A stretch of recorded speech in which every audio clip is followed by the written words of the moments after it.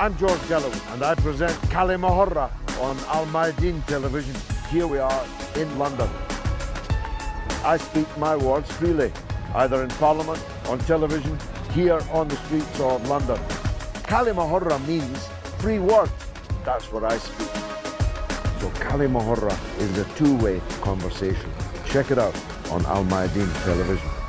Welcome to Kalima Horra with me, George Galloway, on Al Mayadeen television, coming to you from London, but talking about France, where 260 people have been cruelly murdered by terrorists since 2012, oftentimes in the most gruesome possible way. And this year of 2020, the killings have stepped up again. Nothing like the scale of 2015, when well over 100 people were murdered by fanatics on the streets of Paris. But the fear of the people of France is that they have an enemy within, which is remorselessly closing in on their way of life, which they celebrate as secularism or laïcité. They have made a constitutional point that religion will not dominate the state of France, that it is a republic which is secular. Now, every right-thinking person will stand always with the victims of terrorism and condemn unequivocally the perpetrators of terrorism.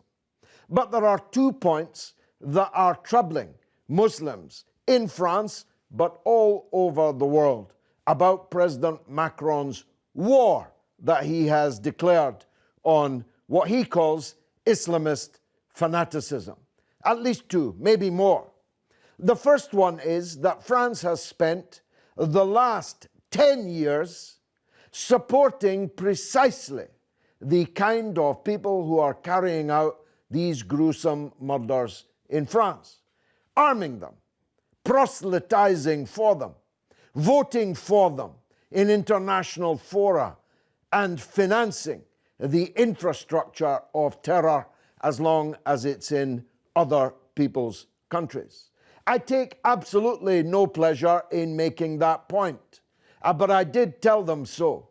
I did tell France and Britain and the United States that this policy of supporting monsters in other people's countries, but trying to fight those monsters at home, was not only immoral, but extremely likely to fail.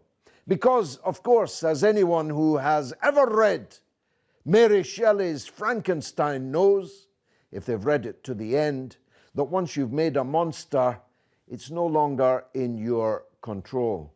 That's why it's called a monster.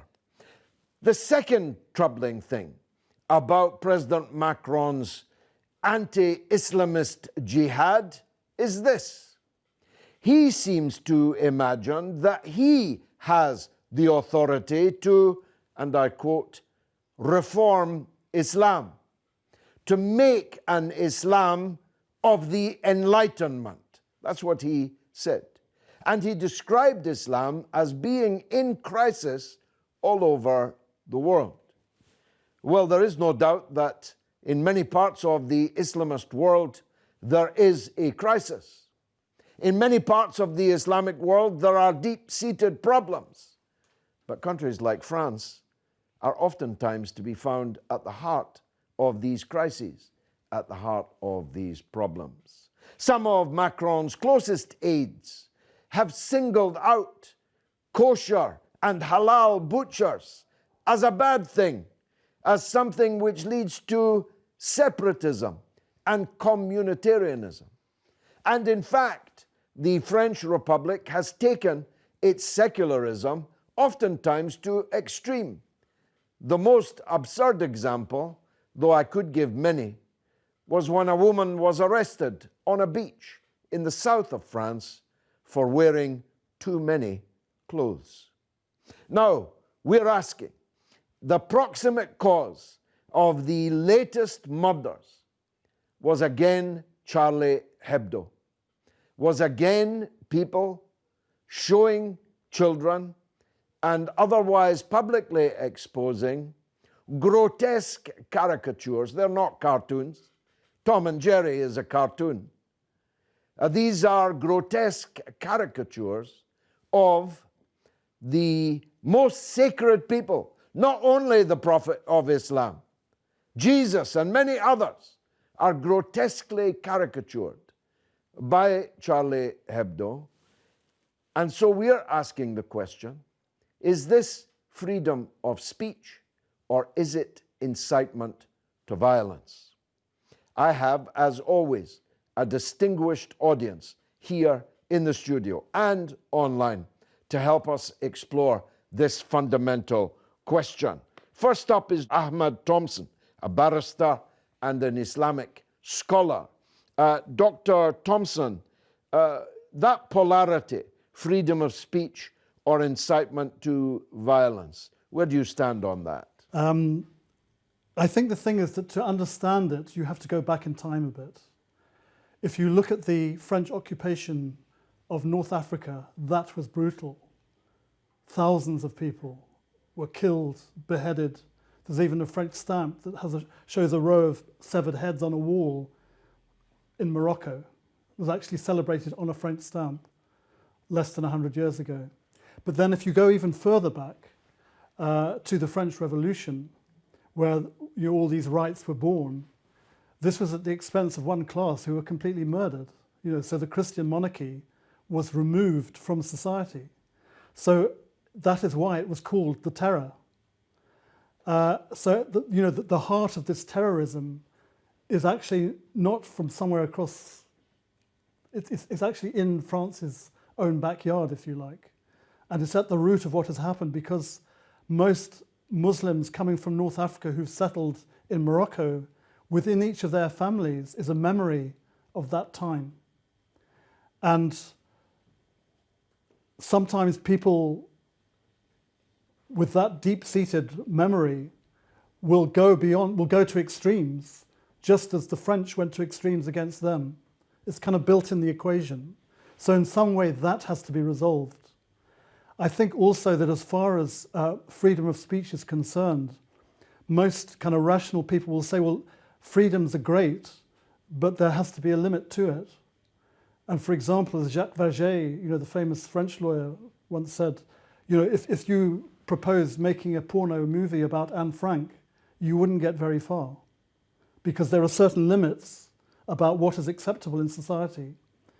And I think certainly as far as the mocking any of the prophets, including the Prophet Muhammad, but also Moses and Jesus, peace be on all of them, there should be a limit here. And if you want to regulate it by secular law, because the penalty under Sharia is too horrifying for people, then it would be very easy just to say anyone who insults any of the prophets will be guilty of inciting religious and racial hatred.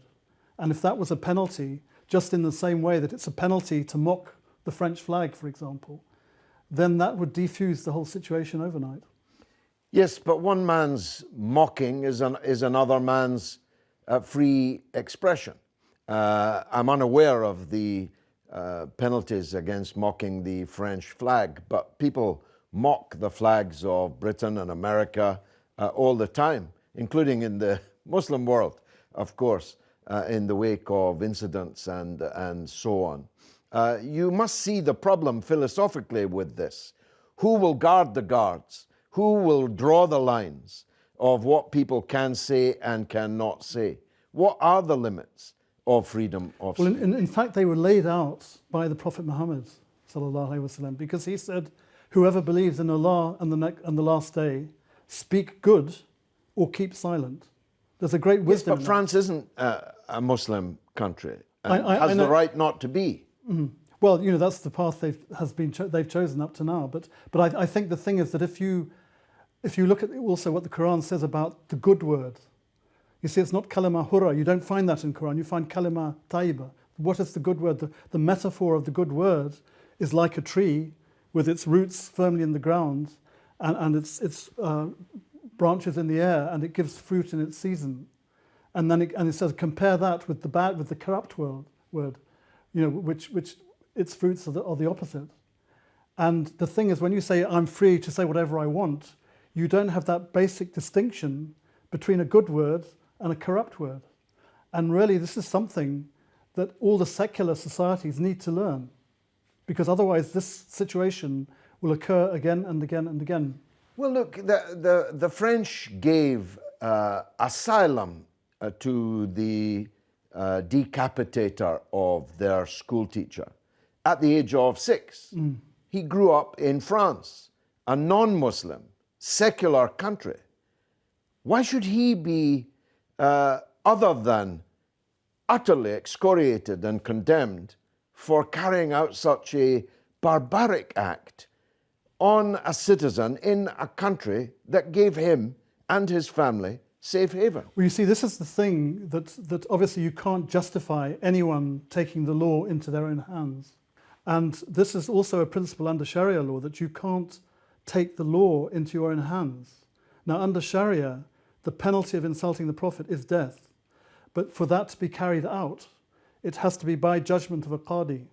Now, one of the fruits, one of the results, you could say, of the European colonization of the Muslim lands is that most of the Muslim Islamic educational edifice has been destroyed. And there are very few Muslims who've actually had a proper Islamic education. But the thing is that because that infrastructure of proper Islamic education and law is being destroyed, it means that you get young people who don't really know very much taking the law into their own hands and doing stupid things and often killing innocent people. It's not justified under any legal system, whether secular or religious or whatever, but that's what happens. And again, this is the result of the European colonial era. Reverend Frank Gelli, Anglican Christian priest, writer and peace activist, where do you stand on this dichotomy? Freedom of speech, incitement to violence and hatred?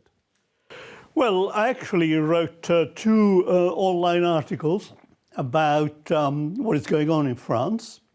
One prior to the latest outrage, where in a church 2 women, innocent women, were attacked, decapitated, and an unarmed caretaker.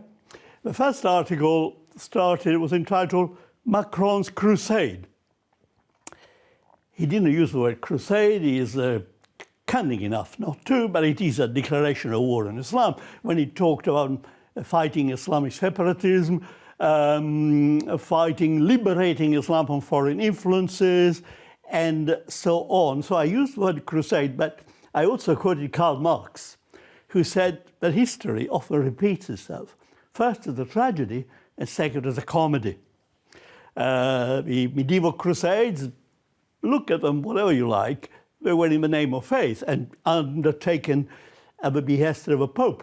But this, if it is a crusader, after all, the historical crusaders were mostly French, is in the name of what you mentioned, la laïcité, which is this French dogma. The question of free speech, I want to talk about that. And here I must wax theological. The beginning of the Gospel of St. John mentions the word logos. And the beginning was the logos, which it means a kind of entity which is God, part of God, spirit of God. The logos also in Greek means word. It is, so there is the idea that, and the beginning was the word, speech. But you got hold it in a balance with freedom, because God gave humanity freedom. Garden of Eden, Adam and Eve were allowed to sin, to listen to the serpent and pluck the forbidden fruit. So there is this paradox. We have freedom to use a speech which is ultimately derived from God, and we can abuse that speech. Now, how do you go about limiting? I want to say also something. Islam has a great tradition of free thinking. There's a great Islamic Arab poet called Al-Ma'arri, who was a blind philosopher and who wrote some incredibly sort of free-thinking words. He said, you know, the prophets were not telling the truth. And nobody killed him. Nobody attacked him. He lived all his life in the Middle East, in Syria, in Baghdad. There's another episode which actually is very dear to my heart, an episode related to the Prophet Muhammad. I could go on about this, I mentioned him, but when he was in Mecca, on one occasion he went to a place called Taif, which is near Mecca, to ask for support. He was denied support, and the local leaders incited the riffraff, the scumbags, to attack the Prophet. He was stoned, he was wounded, and he had to leave Taif. And he found shelter in a garden, and in the garden, after having cried, he said, "Oh God, forgive them, because they do not know I am your prophet." Powerful. That is not the Muhammad who is portrayed by both Islamophobes and some jihadis. Robert, the Robert Carter, journalist, broadcaster, as a writer, as a broadcaster, you have to be seized of the danger of forbidding freedom of speech, aren't you? Well, obviously, there is a difference between freedom of speech and freedom to insult. And I do believe in the idea that there should be some limits in some areas. So, for example, if I wanted to go and write a hateful article based on how people from Africa are incompetent and they have like smaller brains, for example, this type of hate rhetoric, you could defend as well, I've got a right to say it, no matter how disgusting it is. But luckily, we live in a system where we're enlightened enough to put limits on those types of hateful ideas. And we know from past experience how those types of hateful ideas, if spread and given the freedom to grow, can flourish and can lead to damage in actual society and can spread dissent across the land. So although I am an advocate for freedom of speech, I do also understand that there are clear limits that have to be set. France has set those clear limits in some areas, like denying of the Holocaust, for example, that horrific historical tragedy which occurred. That has limits, understandably so, because it would deeply upset and offend minority groups, particularly the Jewish community around the world. But when it comes to Islam, when it comes to Muslims, there appears to be no limits whatsoever. You can say and do anything, no matter how offensive it is, no matter how many millions of Muslims around the world are deeply upset by it. And we have to ask ourselves, why is it? Why is it that France, which claims to defend freedom of speech, but also stand against hate speech, which is what Macron tweeted when President Erdogan of Turkey insulted him publicly. He said, we condemn and take stances against hate speech.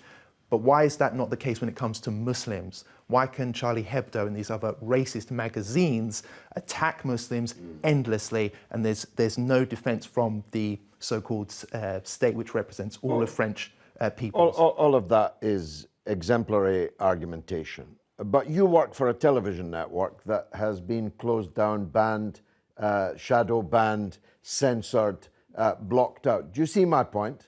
That once you begin to justify the refusal of one person's freedom of speech, it's much easier to close down your own. Well, then why is it that why is it that the Muslim Voice, and it's a Muslim channel I work for, remember, so it is relevant to the point I'm making. Why is it, again, that it's the Muslim Voice that is being gagged in the West? Why is it not, other issues? Again, it falls into this line that the West claims that it defends all freedom of speech. But I'm here to say that it does not. It only defends the freedom of speech that they want, and it includes the freedom to hate and insult Muslims. When Muslims dare to speak out and express their own view politically, we're now having this persecution coming from the French state, it's coming from Austria now as well, against political Islam. And I'm here to say that if any Muslim wants to speak out and condemn French imperialism, as Ahmad has done very well during this discussion, they start to be classed as radicals. These generic blanket terms start getting used, such as being an extremist. I could be quite easily described as an extremist because I'm condemning Macron, for example. Let's hear from a Frenchman. Dr. Moustafa Traore is in Paris, in France. He's a lecturer at Assas University in Paris, and a blogger and a journalist. Dr. Traore, welcome. You're welcome. Thank you. It was a pleasure. Doctor, you live in France. You're a man of intelligence and reason. Is this freedom of speech, or is it incitement of hatred towards Muslims? Yes, I'm going to start with the fact that France is very well known for its freedom of speech. So it dates back, this kind of freedom, it dates back to the French Revolution. So it is something that French people cherish a lot. And but there is also hatred, which is obvious, and especially towards the Muslims. I think that what happened after the crime that was committed by a terrorist here in France, there was some few issues with the language that was used by the French president. So I think that we've got to be very careful with words, especially when you've got Muslim community in France suffering for many reasons, and mainly because of discrimination and racism. Is there a historic context as to why we've seen these events unfold in the way that they have? Yes, and this is what I was trying to explain. So you've got the Algerian War that was terrible for the French. They lost the war, and it's still in the memory of many French people. And you've got also Charles Martel. And if you look at the French history, it seems that the birth of France as a nation dates back from the time when they liberated the territory that was occupied by some Muslims in the south of France. So this is very strong. And if you look at Marine Le Pen, she refers to this period of history very often. Some people say that everyone is targeted in satire, not just Muslims. What's your point of view on that?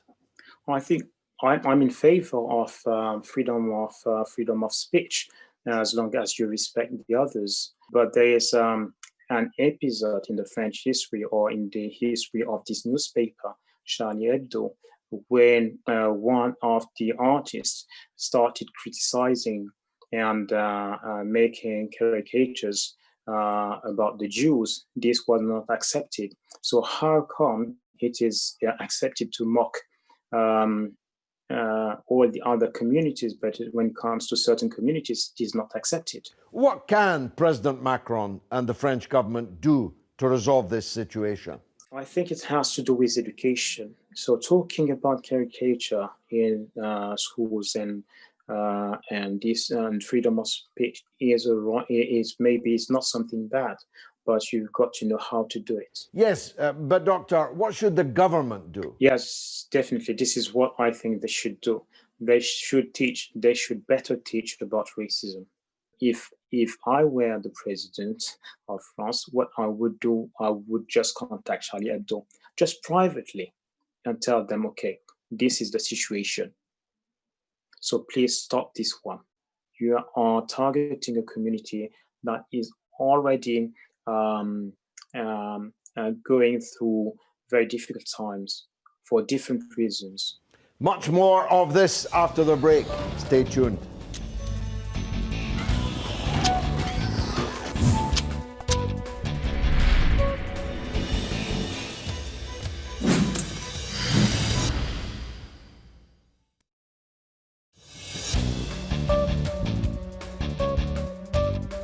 You're watching Kalima Horra with me, George Galloway, on Al Mayadeen Television, coming to you from London, but discussing France. Ahmad, there's something inherently ludicrous, isn't there, about a politician here today and gone tomorrow announcing that he's going to reform somebody else's religion. That's doomed to failure apart from anything else. Well, I think it's very important to look actually what is the meaning of religion. It comes from the Latin word religio, which means to bind together. And it always reminds me of William Blake's lines, and priests in black gowns were walking their rounds and binding with briars my joys and desires. It's something that was restrictive. And in fact, when you look at any secular system, that is a religion. You know, la laïcité, that my pronunciation is not very good, but that is a religion. And Macron is one of its high priests. And you could say that in defending his religion, he has gone to extremes. I mean, things like banning butchers, for example, which would have to be kosher. butchers as well as halal butchers.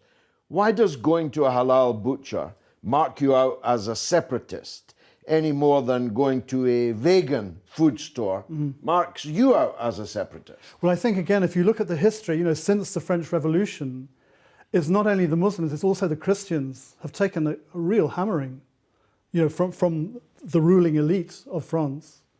And a lot of people have suffered, have been killed, have been murdered, have been persecuted. So really, their rights are not respected. And this is always the inherent contradiction. You'll find that any secular society that talks about rights as this wonderful kind of liberating influence in society, somewhere in it there is one group that has completely denied all their rights. So for example, if you look at America, whose Bill of Rights followed close on the French Bill of Rights, you find there that the American native Indians had no rights at all. They were massacred, they were marginalized, they were given the worst land. And even today... And the people writing the Bill of Rights themselves held slaves. Yes, so and this was the other, the second group that had no rights were the African slaves.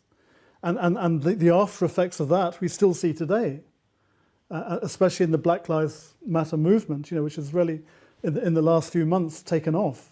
But it's always been there, bubbling under the surface.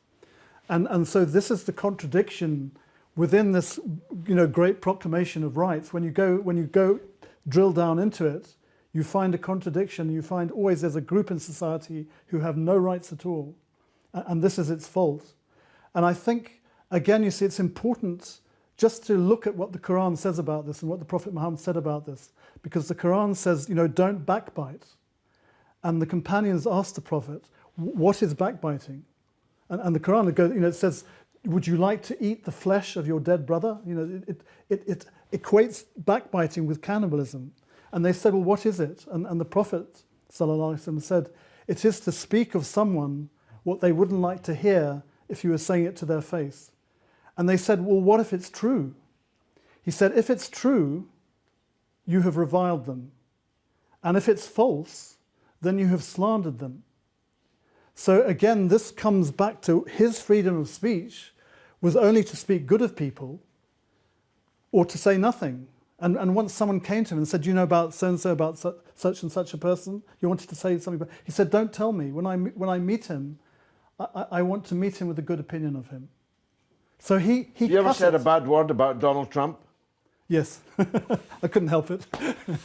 Reverend Frank. But I've said a few good words of comfort via tweets to him as well. Reverend Frank, do you think there's any concept in Europe, in France, in England, about this dichotomy I referred to earlier, that we are manifestly, in plain sight, supporting the very same kinds of people that commit atrocities in our own country, but we're supporting them in other people's countries? I mean, by anybody's standards, the New York Times referred a decade ago to the flicker of Al-Qaeda that the writer had detected in the so-called Syrian opposition. That flicker became a furnace. Yet this so-called Syrian opposition is supported until now. And when Joe Biden comes in, will no doubt receive still more support. Any contradiction there? Anyone notice it? Yes, there is a contradiction. We are talking about power politics, which of course rise roughshod over moral principles and ethical behavior. And at the end of the day, they don't give a damn about the contradiction because they do what is in the interest, in the perceived interest of their politics. They would deny, of course, they're doing what you say they're doing, but objectively they are. Now, a question concerning, I want to talk a little bit about free speech, because actually what Robert was saying, we can't offend people concerning, well, part of me really would be an out and now libertarian. Only part of me. Anything and everything should be said. And I find, because that would really be, as it were, a celebration, a reality of what free speech means. And I would say, some people are offended. But you can not only say things which do not offend, because we will be a very sort of castrated. Well, I offend political leaders all the I time. know you do. That's why we love you. But think of it, Reverend. Suddenly someone comes along and closes down his Twitter, his Facebook, my right to broadcast, your right to preach, because they say that what we are saying offends. Yes, is unacceptable. But I have to say, even the left here is not completely innocent. The virtuous left, like the Guardian. They're guilty, because yeah. they took objection to what there is something called a free speech union. And they said, but then what do they want? They want to celebrate Hitler's birthday, or they want to celebrate people who use the N-word? Well, I mean, what they're saying is we don't want freedom of speech, which contradicts our own beliefs or icons. But, you know, I go back to that famous phrase, I do not agree with what you're saying, but I will fight to a death for your right to say it. So there should be a right to say. Now, I also acknowledge that there may be limits in the search, for example, inciting people to murder someone. No, that should not be allowed. That is a violation. But there is a Human Rights Act, which is now part of British law, Article 10, freedom of expression. Everybody should be allowed to express their own opinion, but there are qualifications. You cannot incite disorder, you cannot incite... Tell that to Julian Assange. Robert, there are limits, of course, to freedom of speech. You can't shout fire in a darkened, crowded... I'm sorry, that's cinema. an old cliche. Come on, we are not talking about that. No, it's a good one, though. It's a cliche because it's often used, because it's true. You don't have the right to stand up and shout there's a fire in a cinema, because other people will be hurt in the surrounding, in the consequent melee. I have a right to swing my fist, but it ends at the point of your nose. This balance, and who draws the balance, is at the heart of this debate, isn't it? Yes, and I can tell you quite honestly that Muslims are more than happy to have a civil, normalized debate on these issues, even debates on Islam and Sharia and all this type of stuff. Muslims are not advocating for a blanket ban. You can't talk about Islam, you can't talk about the Prophet, you can't criticize Islam, or we'll go out and protest and attack you. That's not what Muslims are arguing for. What they're saying is that, look, we are under attack day in and day out. We have people ripping hijabs off of our women in the streets because they don't like the way they look. We're being discriminated in the workplace, not given jobs because of our name is too Muslim, where our name's Mohammed or Ahmed or whatever. And Muslims have been putting up for it for so long. But when it comes to the French state using all of its forces to support a racist magazine, which again and again targets Muslims and their most beloved, holiest figures, and then the government supports Charlie Hebdo in that against Muslim outrage, says we're not backing down. The Muslims are saying enough is enough. You can attack us day in and day out, but please leave our beautiful religion out of this and stop conflating Islam and the Quran and the Prophet Muhammad, peace and blessings be upon him, with terrorism, the crimes of one person who murdered someone, for example. It's not fair. It's not done in reverse. You don't have white people being lined up every time there's a right-wing racist terrorist attack in Christchurch, for example. You don't expect all white Westerners or all New Zealanders to line up and say, we're sorry for terrorism, we're sorry for Christianity, we're sorry for the way New Zealand is. We don't expect that, and it's normal. But when it comes to Muslims, it's a completely different scenario. We're expected to all apologize for the acts. People come on my Twitter feed when I say, simply, when there was the beheading took place, all I said on Twitter was, this has nothing to do with the Quran. The Quran is a book of peace. Because obviously you have people saying, well, this is a problem with Islam. I said, it's not, it's a horrible act, but Islam is a religion of peace. People were coming at me and saying, well, you should be apologizing. You should be doing this. Why? I have no connection with that horrific murderer. He obviously had his own reasons to do it. Why should I, as a Muslim, apologise for that. Do you see what I mean? And what Macron is doing is playing a dangerous and dirty political game by conflating Islam with terrorism. He's using it as a political tool to beat minorities with in order to gain support for himself among a growing right-wing identity in French electorate circles. And all I'm saying is leave Islam alone, leave the majority of Muslims alone, but Muslims are not the enemy here, and Islam is not a religion that promotes hate or terrorism or anything like that. Let's hear from Hamza Andreas Tzortzis, who is in Istanbul in Turkey, but is an instructor and researcher at the Sapience Institute in London.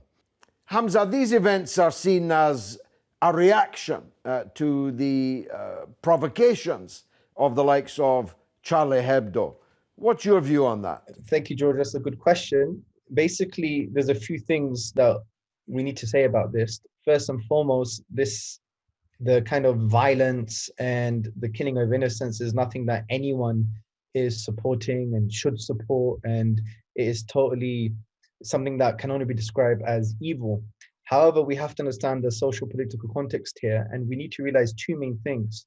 Number one, this has nothing to do with freedom of speech, because according to academics, according to philosophers, according to anyone with a brain cell, they understand that there's always going to be restrictions to speech in some way because of a competition of values. This is something that the academic David Van Mill highlights very clearly. He says there are restrictions like hate speech laws, and you can't be racist, and libel laws, so on and so forth, because of a competition of values. We value other things too.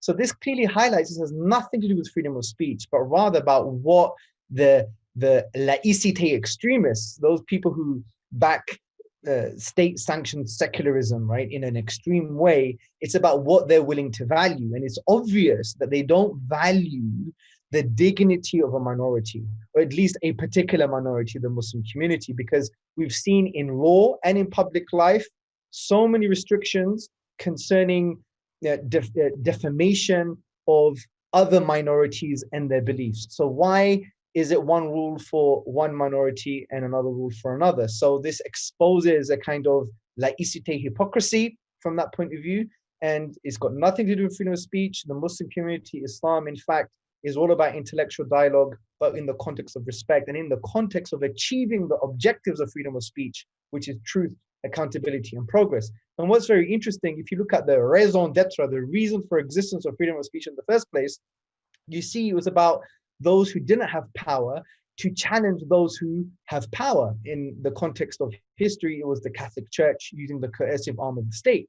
But what's the irony is the French government and those in power now are using freedom of speech to denigrate a despised minority. So this just shows that they don't have the right values in place in order to ensure that all minorities feel part of the same community. And this exposes, in my view, a kind of Islamophobic agenda, personally. Satire can be, and indeed is, often directed at all kinds of groups. Why are Muslims reacting in this way?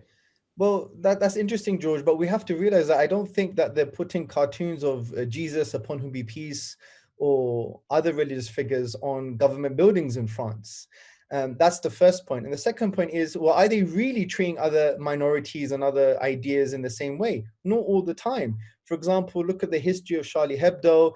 Look at the history of, law in France. For example, there was a legal ruling concerning the defamation of Jesus, upon whom be peace, when one judge ruled that that shouldn't happen because it's insulting the deeply held beliefs of the Christian people. Also, Maurice Senet, for example, he worked in Charlie Hebdo for around 20 years. He drew cartoons of Sarkozy's son and his kind of relationship with some Jewish lady, and he got sacked as a result. And there's so many different examples all around Europe to show the kind of double standards. But the thing I like to say is, one of the values that we should have in a civilized society is actually civility. We must be civil. And I'm for freedom of speech from an intellectual point of view and about accountability and progress for sure. But if we basically use our freedom to insult and degrade in a way that goes against the objectives of freedom of speech, then we need to have a little bit more of a serious discussion. For example, say if I was Stephen Hawking, the late professor and I want to talk about the truth of my scientific theory, and I start the scientific theory by addressing the audience and saying to them, every single one of you are imbeciles and you're unintelligent and you should have been aborted, right? Your mother should have aborted you. Now, that's not going to be conducive to me communicating the truth of my theory. Likewise, if I want to take the Chinese government to account for the oppression of the Uyghurs, and I start by denigrating and defaming Chinese culture and religious practices, that's not going to be conducive to accountability. So we see very clearly, just these thought experiments, that being uncivil goes against the objectives of freedom of speech. I know there are gray areas. The minute you talk, the minute you express yourself, you have to risk being offended. But there are some black and white areas too. And I'm a promoter of civil discourse. Let's be civilized. And what Macron and the likes of the laïcité extremists, what they're promoting in actual fact are not the objectives of freedom of speech, truth, accountability, and progress. In actual fact, they're promoting being uncivilized. And finally, what should the French government do in response to these events? Well, they should start being civil. They need to start being consistent, number one. They need to stop being ideological against minorities, especially the Muslim community. And they should stop using the Muslim community and a very, very small minority of extremists and use that to basically, oppress the Muslim community. If you know what's been happening in France at the moment, so many charities being closed down, mosques have been closed down, just because, not because they're extremists, they're mainstream, the peaceful Muslims, law-abiding Muslims, because they are articulating a narrative that goes against the kind of laïcité extremism. So they should stop doing that, and they should start being civil and realize that, yes, the reason there are some restrictions to speech in every single secular country, in every country in the world, is because there's a competition of values. And my suggestion is, why don't you take the value of being civil seriously? And if you do, then we won't have these problems. So let's be civil. Quite a powerful point that, I thought, Frank. The question is not whether we should be civil, clearly we should, but whether we should be forbidden to be uncivil. Well, our friend Hamza, whom I met actually on an Islamic event, a good chap, but I have to say my impression is he doesn't really understand French culture, French tradition, because the notion of laïcité includes, going back to le siècle des Lumières, the Enlightenment you mentioned initially, includes a strong, virulent attack on religion. And I mean, I was brought up as a young man in a country called Italy, and the degree of blasphemy, the degree of insult directly at Catholicism, were Virgin Mary, Christ, unbelievable. But the question of France, I mean, no more you can exemplify the case of Voltaire, who was the iconic figure of Enlightenment. And he wrote a book entitled Mahomet ou le fanatisme, which is an attack on the Prophet, Muhammad, sallallahu alaihi wasallam. And he portrays the Prophet as a power-hungry old man and everything else. And that, now some people say actually Voltaire wanted having a go of a Pope and use the Prophet as a disguise. But actually, yeah. I mean, they're quite two different figures, the Prophet and the Pope. But the question is, so there is a very rooted tradition of attack on religion, which may be quite, as obviously a Christian, my religion is vilified every day, even in this country, films, comedians, and so on. I want to say one thing which Robert said, Muslims want to practice their religion privately, but was it not Ayatollah Khomeini who said all of Islam is, all of the Quran is politics? Well, obviously political Islam is a thing, and it does exist in Iran and in parts of the Middle East. But I mean, wasn't Khomeini imply that Islam and politics are the same thing? Well, what's wrong with political Islam? There's nothing wrong with it. If we can have political Christianity, political trade unionism, why can't we have political Islam? What I'll say just before maybe Ahmad comes in on this is that what we're seeing now, like Austria, for example, has recently condemned political Islam, and they're going to introduce new legislation to essentially attack, gag people, have people prosecuted potentially for engaging in radical political Islam and that type of stuff. The problem is with this is they're very broad, generic terms. What does political Islam mean? What does it mean to be a political Muslim? Am I a political Muslim? Am I a political Muslim when I become a politician and also believe in Islam? These are the kinds of problems. So if I was to speak out critically of the Austrian government or the British government and I happen to be a Muslim journalist, does that mean that I'm somehow breaking the law? That's the kind of question. So the idea of political Islam is a massive debate, and obviously, you know, you can talk about it in the context of being in a Muslim country in the Middle East or here in the West. But the problem I have is not with that discussion, it's with Western politicians who lean to the right, who want to introduce these generic terms and blanket statements to persecute Muslims who are critical of the establishment. And there are many now, there are many Muslim organizations, activists and charities which are critical because France is a post-imperialistic republic, and so is many other European countries, and they're currently engaging in wars and regime change in Muslim majority countries as well in the Middle East. If you think Macron is bad, you better hope that Marine Le Pen isn't elected president next year. What about, Ahmad, the old saw, when in Rome, do as the Romans do? Muslims cannot expect to live in France as if it was Saudi Arabia, and they certainly can't expect other people to live in France as if it was Saudi Arabia. If you want to live the full Monty Muslim life, you need to live in a Muslim country, don't you? I think the thing is that Macron puts forward his view as if he has no other choice. And so what we see in France especially, but Austria as well, is this polarization. You know, in Switzerland to a lesser extent, in Germany to a lesser extent, but this kind of polarization. But if you look at, for example, at what has happened in England, there the conscious choice has been made by the media not to republish those caricatures as a sensible step. And the result is that we haven't had the same kind of brutal incidents taking place. You know, so from out of mutual respect has come a dampening down of extreme views and extreme actions. And ditto, it's not banned in Britain to wear a niqab. Yeah. But it is banned in France. Mm-hmm. And also, I mean, there's a lot of Muslims who say, well, in fact, niqab is not part of the teachings of Islam, it's a cultural thing. You know, what comes with Islam is the hijab. You know, the Prophet said, when he was asked, how should a woman dress?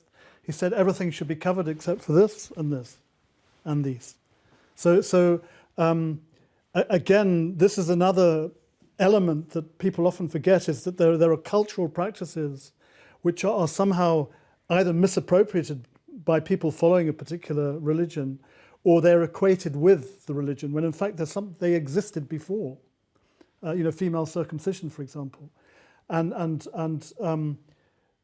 people often, you know, this is not presented to people in a way that they can appreciate that sometimes the culture is so powerful that it actually imposes itself on the practice of the deen. So, for example, you get this kind of honor killing that is very prevalent in the subcontinent of Pakistan and India that has nothing to do with Islam, but it's so prevalent there. And then it comes to England, and then they pass laws, obviously, to stop it because it's, you know, hideous, it's horrific.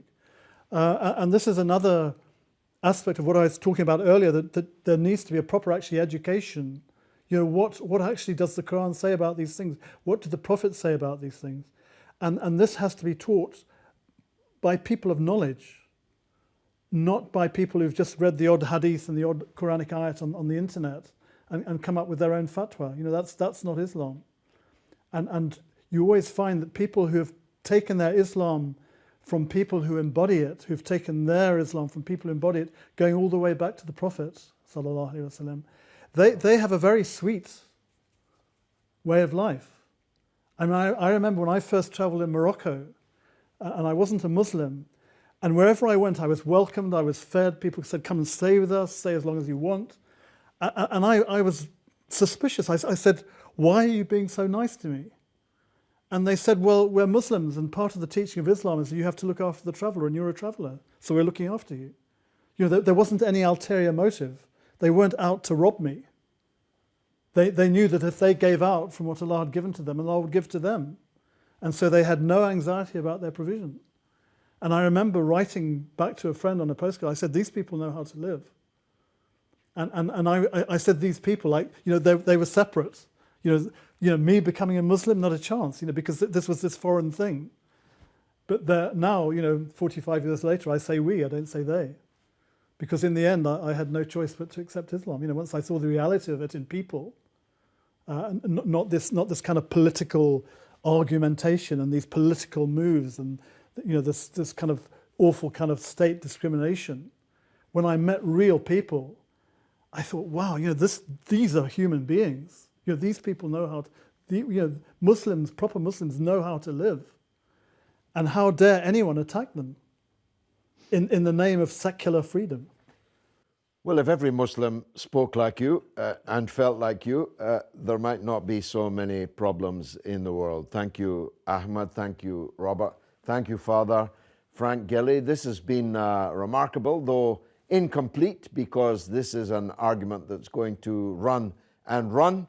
But it's a good groundwork, I think, for people understanding the debates which are now raging in Europe and the Western world about how to handle the presence of Islam in their countries. I've been George Galloway. This has been Kalima Horra. You've been a marvelous audience. Thanks for watching.